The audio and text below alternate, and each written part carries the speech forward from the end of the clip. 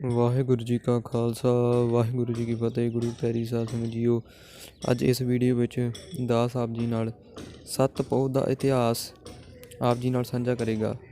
ਅੱਜ ਸੱਤ ਪੋਹ ਦਾ ਦਿਹਾੜਾ ਹੈ। ਆਓ ਇਸ ਦਿਨ ਬਾਰੇ ਜਾਣਦੇ ਹਾਂ। ਸ਼੍ਰੀ ਅਨੰਦਪੁਰ ਸਾਹਿਬ ਕਿਲ੍ਹੇ ਤੋਂ ਚੱਲਦਿਆਂ ਸਰਸਾ ਕੋਲ ਪਹੁੰਚਦੇ ਹਨ। ਅੱਜ ਸੱਤ ਪੋਹ ਹੋ ਗਈ, ਸਮਾਂ ਹੋ ਗਿਆ ਅੰਮ੍ਰਿਤ ਵੇਲੇ ਦਾ। ਜਿਵੇਂ ਪਹਿਲਾਂ ਵੀ ਦੱਸਿਆ ਹੈ ਕਿ ਸਰਸਾ ਦਾ ਪਾਣੀ ਚੜ੍ਹਿਆ ਹੋਇਆ ਸੀ, ਉਸ ਨੂੰ ਪਾਰ ਕਰਨਾ ਬਹੁਤ ਮੁਸ਼ਕਲ ਸੀ। ਇਹੀ ਕਾਰਨ ਸੀ ਕਿ ਕਈਆਂ ਨੇ ਉਸ ਨੂੰ ਪਾਰ ਕਰਨਾ ਚਾਹਿਆ ਅਤੇ ਪਾਰ ਨਹੀਂ ਹੋਈ, ਅਤੇ ਕਈ ਉਸ ਸਰਸਾ ਵਿੱਚ ਹੀ ਰੁੜ ਗਏ ਸਨ। ਇਹ ਵੀ ਪੜ੍ਹਨ ਵਿੱਚ ਆਉਂਦਾ ਹੈ ਕਿ ਹੋਰ ਕਈ ਲਿਖਤਾਂ ਵਗੈਰਾ ਵੀ ਸਨ ਜੋ ਇਸ ਸਰਸਾ ਵਿੱਚ ਰੁੜ ਗਈਆਂ ਸਨ ਅਤੇ ਕਾਫੀ ਨੁਕਸਾਨ ਹੋਇਆ ਸੀ। ਕਿਉਂਕਿ ਉਹ ਵੇਲਾ ਮਹਿਸੂਸ ਕਰਕੇ ਵੇਖੋ ਕਿ ਕੈਸਾ ਹੋਵੇਗਾ। ਰਾਤ ਦਾ ਹਨੇਰਾ, ਠਰੂ ਠਰੂ ਕਰਦੀ ਠੰਡ, ਬਹੁਤਿਆਂ ਦੇ ਰਾਤ ਕੱਪੜੇ ਗਿੱਲੇ ਹੋਏ ਪਏ ਸਨ ਅਤੇ ਲੱਖਾਂ ਦੀ ਫੌਜ ਪਿੱਛੇ ਲੱਗੀ ਹੋਈ ਸੀ। ਸਰਸਾ ਨਦੀ 'ਤੇ ਭਾਣਾ ਵਰਤਿਆ ਅਤੇ ਪਰਿਵਾਰ 3 ਹਿੱਸਿਆਂ ਵਿੱਚ ਵੰਡਿਆ ਜਾਂਦਾ ਹੈ। ਮਾਤਾ ਗੁਜਰ ਕੌਰ ਜੀ ਨਾਲ ਛੋਟੇ ਸਾਹਿਬਜ਼ਾਦੇ ਸਨ ਜੋ ਵੱਖ ਹੀ ਹੋ ਤੁਰੇ, ਜਿਵੇਂ ਹੋਣੀ ਨਹੀਂ ਉਹਨਾਂ ਨੂੰ ਵੱਖ ਰੱਖਿਆ ਹੋਵੇ। ਦੂਜੇ ਹਿੱਸੇ ਵਿੱਚ ਗੁਰੂ ਸਾਹਿਬ ਦੇ ਮਹਿਲ ਜੋ ਭਾਈ ਜਵਾਹਰ ਸਿੰਘ ਜੀ, ਭਾਈ ਮਨੀ ਸਿੰਘ ਜੀ, ਭਾਈ ਧੰਨਾ ਸਿੰਘ ਜੀ ਨਾਲ ਦਿੱਲੀ ਵੱਲ ਨੂੰ ਆ ਗਏ ਸਨ। ਤੀਜੇ ਹਿੱਸੇ ਵਿੱਚ ਗੁਰੂ ਸਾਹਿਬ ਨਾਲ ਸਿੱਖ ਸਨ ਅਤੇ ਵੱਡੇ ਸਾਹਿਬਜ਼ਾਦੇ ਸਨ।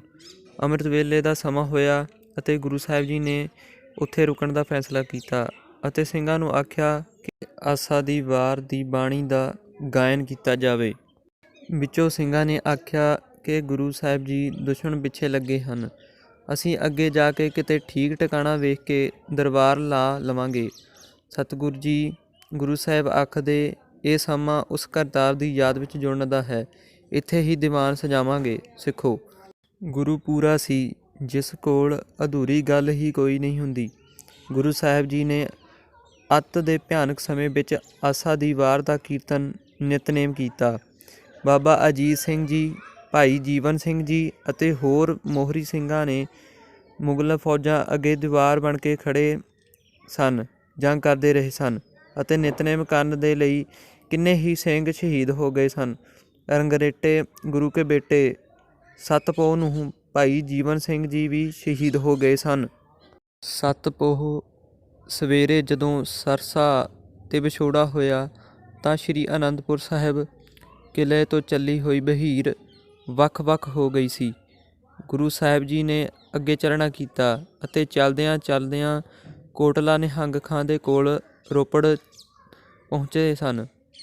ਗੁਰੂ ਸਾਹਿਬ ਜੀ ਇਸ ਵਾਰ ਨਿਹੰਗ ਖਾਂ ਕੋਲ ਤੀਜੀ ਚੌਥੀ ਵਾਰ ਆਏ ਸਨ।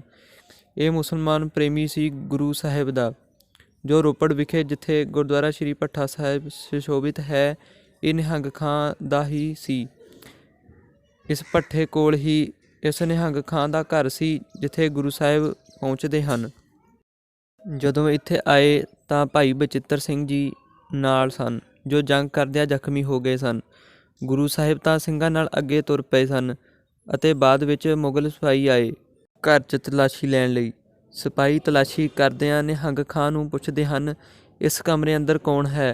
ਅਤੇ ਨਿਹੰਗ ਖਾਂ ਨੇ ਸੁਭਾਵਿਕ ਹੀ ਆਖਿਆ ਕਿ ਇਸ ਕਮਰੇ ਅੰਦਰ ਮੇਰਾ ਦਮਾਦ ਅਤੇ ਮੇਰੀ ਧੀ ਹੈ, ਜੇ ਕਹੋ ਤਾਂ ਖੋਲ੍ਹ ਕੇ ਦਿਖਾ ਦਿੰਦਾ ਹਾਂ। ਸਿਪਾਹੀ ਉੱਥੋਂ ਚਲੇ ਜਾਂਦੇ ਹਨ। ਜੋ ਨਿਹੰਗ ਖਾਂ ਦੀ ਧੀ ਸੀ, ਜਿਸ ਦਾ ਨਾਮ ਬੀਬੀ ਮੁਮਤਾਜ਼ ਸੀ, ਉਸਨੇ ਪਿਤਾ ਦੇ ਕਹੇ ਹੋਏ ਬੋਲ ਸੁਣ ਲਏ ਸਨ ਅਤੇ ਇਤਿਹਾਸ ਆਖਦਾ ਹੈ ਕਿ ਉਸਨੇ ਪੂਰੀ ਹਯਾਤ ਕਿਸੇ ਨਾਲ ਵਿਆਹ ਨਹੀਂ ਕਰਵਾਇਆ ਅਤੇ ਜੋ ਪਿਤਾ ਦਾ ਬਚਨ ਸੀ ਉਹੀ ਨਿਭਾਇਆ। ਹਾਲਾਂਕਿ ਬੀਬੀ ਮੁਮਤਾਜ਼ ਜਾਣਦੀ ਸੀ ਕਿ ਭਾਈ ਸਾਹਿਬ ਨੇ ਬਚਣਾ ਨਹੀਂ। ਭਾਈ ਬਚਿੱਤਰ ਸਿੰਘ ਜੀ ਇਸ ਨਿਹੰਗ ਖਾਂ ਦੇ ਘਰ ਹੀ ਸ਼ਹੀਦ ਹੋ ਗਏ ਸਨ ਅਤੇ ਨਿਹੰਗ ਖਾਂ ਨੇ ਹੀ ਉਹਨਾਂ ਦਾ ਸੰਸਕਾਰ ਕੀਤਾ ਸੀ। ਮੁਗਲ ਸਿਪਾਹੀ ਆਉਣ ਤੋਂ ਪਹਿਲਾਂ ਹੀ ਨਿਹੰਗ ਖਾਂ ਦੇ ਘਰ ਤੋਂ ਗੁਰੂ ਸਾਹਿਬ ਅਗਾਂਹ ਚਮਕੌਰ ਵੱਲ ਨੂੰ ਚੱਲ ਪਏ ਸਨ। ਚਮਕੌਰ ਤੱਕ ਪਹੁੰਚਦਿਆਂ ਕੇਵਲ ਗਿਣਤੀ ਦੇ ਹੀ ਸਿੱਖ ਰਹਿ ਗਏ ਸਨ, ਜਿਨ੍ਹਾਂ ਨੇ ਲੱਖਾਂ ਦੇ ਨਾਲ ਜੂਝ ਕੇ ਸ਼ਹਾਦਤ ਦੇ ਜਾਮ ਪੀਣੇ ਸਨ। ਦੂਸਰੇ ਪਾਸੇ ਛੋਟੇ ਸਾਹਿਬਜ਼ਾਦੇ ਅਤੇ ਮਾਤਾ ਗੁਜਰ ਕੌਰ ਜੀ ਇੱਕ ਪਾਸੇ ਹੋ ਕੇ ਚੱਲਦਿਆਂ ਚੱਲਦਿਆਂ ਕੁੰਮੇ ਮਾਸ਼ਕੀ ਦੀ ਛੰਨ ਪਹੁੰਚਦੇ ਹਨ, ਜਿੱਥੇ ਕੁੰਮੇ ਮਾਸ਼ਕੀ ਜੀ ਨੇ ਜਿੰਨੀ ਸੇਵਾ ਹੋ ਸਕਦੀ ਸੀ ਉਸਨੇ ਕੀਤੀ। ਉਸਨੇ ਲక్ష్ਮੀ ਨਾਮ ਦੀ ਔਰਤ ਕੋਲ ਖਾਣਾ ਲਿਆ ਕੇ ਸਾਹਿਬਜ਼ਾਦੇ ਅਤੇ ਮਾਤਾ ਜੀ ਨੂੰ ਛਕਾਇਆ, ਕਿਉਂਕਿ ਉਸ ਦੇ ਆਪਣੇ ਘਰ ਬਹੁਤ ਕੁਝ ਨਹੀਂ ਸੀ। ਦਰਬ ਪੱਖੋਂ ਬਹੁਤ ਹੀ ਗਰੀਬ ਸੀ, ਪਰ ਦਿਲ ਪੱਖੋਂ ਉਸ ਵਰਗਾ ਅਮੀਰ ਕੋਈ ਨਹੀਂ ਸੀ। ਇਤਿਹਾਸ ਵਿੱਚ ਕੋਈ ਜ਼ਿਕਰ ਨਹੀਂ ਮਿਲਦਾ ਕਿ ਇਹਨਾਂ ਨਾਲ ਕੋਈ ਸਿੱਖ ਵੀ ਸੀ, ਅਤੇ ਬਾਅਦ ਵਿੱਚ ਅਗਲੇ ਦਿਨ ਗੰਗੂ ਨੂੰ ਪਤਾ ਚੱਲਦਾ ਹੈ ਤੇ ਉਹ ਆਪਣੇ ਨਾਲ ਪਿੰਡ ਖੇੜੀ ਲੈ ਗਿਆ। ਹਲੇ ਤੱਕ ਤਾਂ ਇਸਨੇ ਮਨ ਵਿੱਚ ਕਪਟ ਨਹੀਂ ਸੀ, ਪਰ ਮਨ ਬੇਈਮਾਨ ਹੁੰਦਿਆਂ, ਲਾਲਚੀ ਹੁੰਦਿਆਂ ਬਹੁਤੀ ਦੇਰ ਨਹੀਂ ਲਗਾਉਂਦਾ। ਸੋ ਇਹ ਸੀ 7 ਪੋਹ ਦਾ ਇਤਿਹਾਸ। 8 ਪੋਹ ਦਾ ਇਤਿਹਾਸ ਅਗਲੀ ਵੀਡੀਓ ਵਿੱਚ ਸਾਂਝਾ ਕਰਾਂਗੇ ਜੀ। ਇਤਿਹਾਸ ਸੁਣਾਉਂਦਿਆਂ ਹੋਈਆਂ ਭੁੱਲਾਂ ਚੁੱਕਾਂ ਦੀ ਖਿਮਾ ਜੀ। ਵਾਹਿਗੁਰੂ ਜੀ ਕਾ ਖਾਲਸਾ, ਵਾਹਿਗੁਰੂ ਜੀ ਕੀ ਫਤਿਹ।